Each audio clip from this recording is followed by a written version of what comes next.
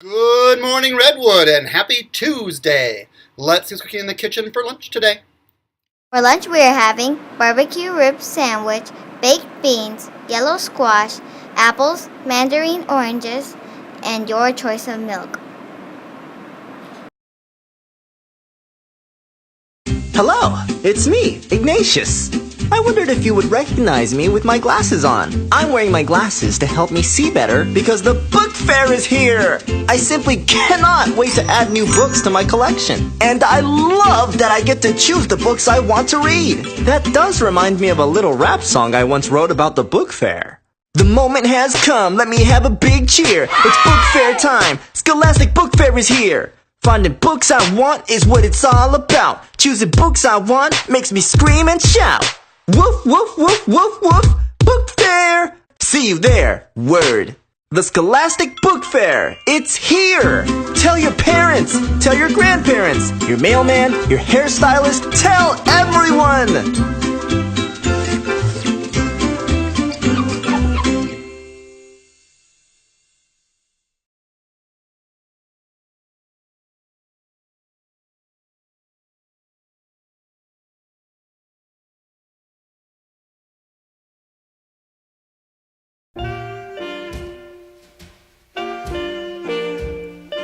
And we have one birthday to announce today. Happy birthday to Braden Rios Hernandez. Enjoy your birthday, Braden, and come on down to the office for your birthday pencil. Okay, you can see I'm standing. You can see I'm wearing something different besides a shirt and tie. I am going to Teacher Principal School today to learn more about reading and teaching reading and all those awesome things.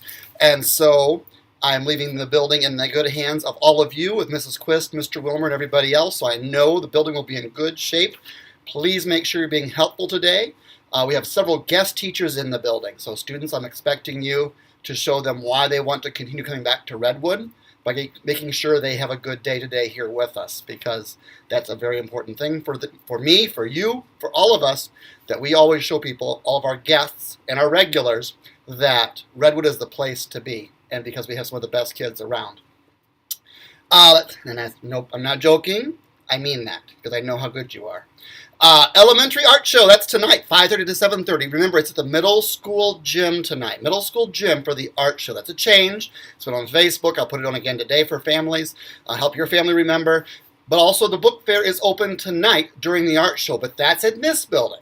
So get your family to go to both buildings, buy some books, buy some art. It'll be a wonderful time. You'll love it. It's great, I promise. Art show, 5:30 to 7:30. And no, you don't have to come at a certain time for the art show. You can come whenever you'd like in that time frame. It's open the entire time. So, those of you in Kid Factor, it's a talent show we have here in Hartford. That's tonight. There's a practice tonight at the high school auditorium, and that's from 6 to 7:30. Now, if you're like, oh my gosh, I didn't know the talent show in Hartford, how can I be part of that talent show? Let me tell you. If you show up tonight at the auditorium at 6 o'clock to talk to Mrs. Burchett, she's in charge of it, she will let you be part of the talent show. So she asked me to share that message with you, and I told her I would, so now I did. So if you want to be part of the talent show, 6 o'clock tonight at the auditorium. If you're already signed up for the talent show, tonight's practice is at 6 o'clock at the auditorium. Let's see here. Tomorrow is Dress Like a Cat Character Day, and can't wait to see. I don't know that I've got a cat character. I've got a cool cat T-shirt, so I might wear that tomorrow, because I don't know if I've got a cat suit. I got a dog suit, and I think the dog suit might fight with the cat suit if I try to wear, have them both in the same office at the same time. That could be a problem. So, who knows? Let's see here. Blah blah blah blah blah. Oh yeah. So last week I got a phone call from Mr. Clouser, who's in charge of all the buses. We're having an issue with food on the buses, especially in the morning. So here's the rule: no more food on the buses. That's not the lunchroom. It's not a buffet restaurant. It's not a snack stand. It's a bus. So please do not bring any food on the bus to eat. Cereal, toast, scrambled eggs, whatever.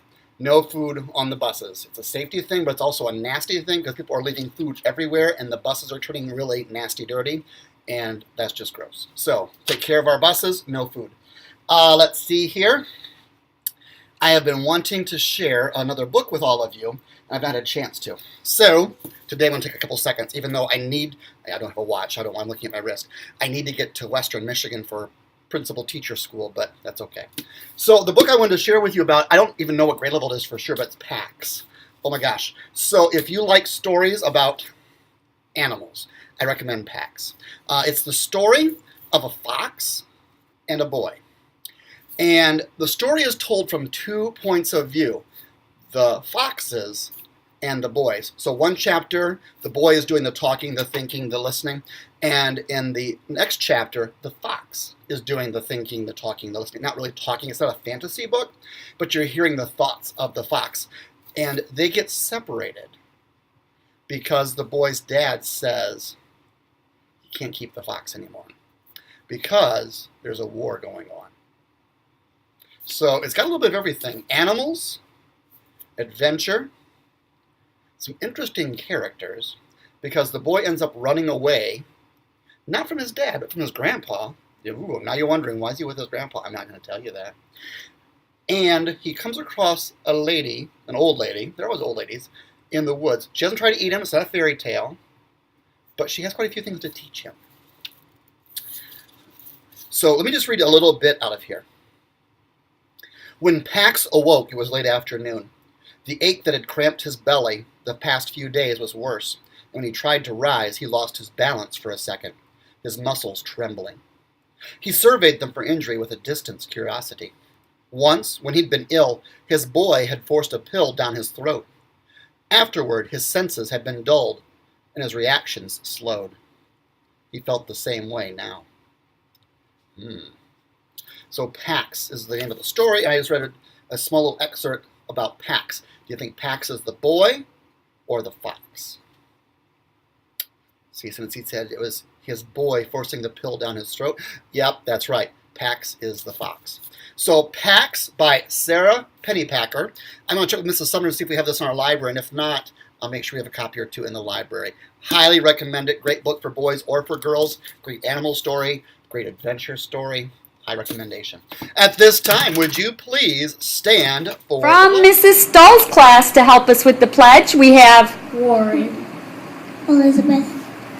I Pledge allegiance to the flag of the United States of America and to the republic which stands one nation under God, indivisible, with liberty and justice for all.